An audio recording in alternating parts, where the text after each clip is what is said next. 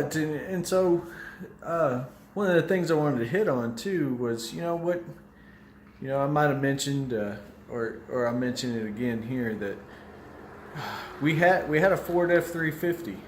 Uh, we had to, let's see if we can get it into focus. We had something that had to pull that monstrosity back there. Pretty nice fifth wheel that we got. So we had it. That's what we had. We had a Ford F-350. We were using it as a family ride. Beautiful truck. Just massive power. And so you're like, oh my God, you went from a Ford F-350 as your only family car, and you own a fifth wheel, which is why you had the big truck, and now you have a 2019 Mustang. So yeah, we're crazy. That's the only thing I can say. But no, there's been a lot of things that have kind of motivated me, or even inspired me a little to go back to the Mustang. And I'll tell you, one thing was a couple of years ago, I had gone to the gas station, and while I was at the gas pumps, there was a guy and he had like a Fox body, probably 92 or 93 Fox body 5.0 black. Oh, it was beautiful. And I was out pumping gas. He had already been there, and I guess he had gone in the store. But when he had come back with his family. He had a little girl and then his wife, and as I took a closer look, there was a car seat in the back, and I gave that dude props. I said, "Man, I'm glad you kept your Mustang even though you had the kid or whatever." And he said, "Oh, I'll always have it, no matter what." And you got to remember, there is a back seat, and so that car seat will fit in there. All right. Eventually, your kids will outgrow that back seat, and it'll become uncomfortable. But there is a back seat. A car seat will fit in there, and while your kids are young, they can fit, and the family can fit comfortably. Okay. Now, if your family's bigger than 4, you're gonna have to find something else. But right now, the family's at 4 here, and so that provided us kind of an opportunity. To go with what we got now, along with the good deal I felt we got on it, the fact that we got it in winter time, so the RV wasn't going to go anywhere, and then like I said, we have a financial, I guess, situation that is coming up this summer that should allow us to get that second ride, I guess. That'll be bigger and be more accommodable for the family.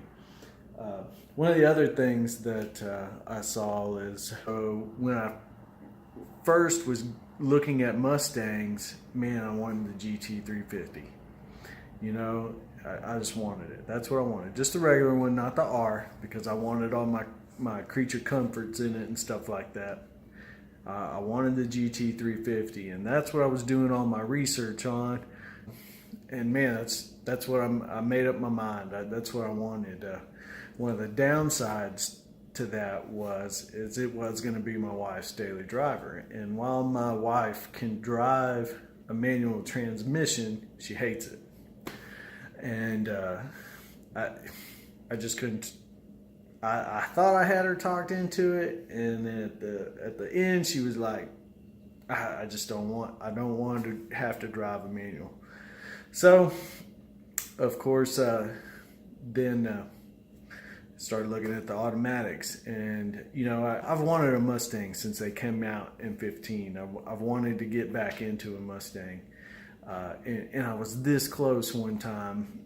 We had taken a trip down to Dallas. This was in 2016, and so this is about mid 2016, and so the 15s had been out for a while, and I really felt like there was one in particular at a Dallas dealership down there. It was a 2015 that had the 50 anniversary appearance package on it, and I really wanted that car. I really wanted it. And so being mid 2016, I really thought that, man, I can talk these guys down. I can get it for what I want. And so we went to the dealership, haggled those guys and haggled them for a little bit, for a few hours down there. And over $15 I walked out of there and said no. And I kind of regret it just a little bit. But one of the things that inspired me to get the Mustang, one was the story about the guy at the gas pumps. The other one was, when I was doing research on the car, I didn't really know a lot about it, and started learning about the A10 transmission and what guys were doing to these base GTs to really soup them up, and the potential that they had and everything. And I knew that I wasn't going to go there. If I got one, I wasn't going to go there too fast anyway. But with the potential that it had and what you could do and where you could go with it, it really intrigued me. So I started watching YouTube a lot, because it's a Mustang, and there's a lot of, hey, I'm just another Mustang YouTube channel, really. But it goes something to say for the brand and the model. Anyway, started watching a lot of these guys, and here's where I'll go into kind of my shout outs that I had talked about earlier. Watched tons of YouTubers, and of course at the time that I was watching, everybody was about the tick. And there was just videos everywhere about the tick. So that's one thing that worried me about buying the Mustang, was everybody was talking about the tick and blah, blah, blah. But you know what, it really didn't affect my decision to get the Mustang. But there were two people on YouTube at the time that really stood out to me as just regular guys. One being a family guy, the other one being a vet.